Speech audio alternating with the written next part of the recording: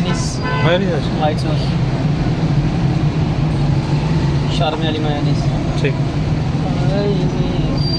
प्याज, latus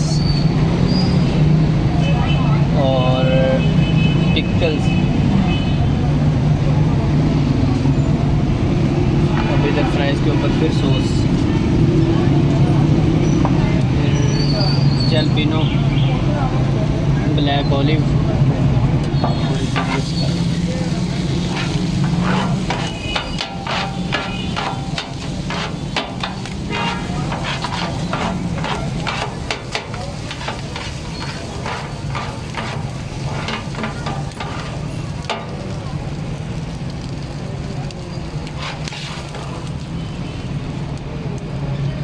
Turkish wrap तैयार।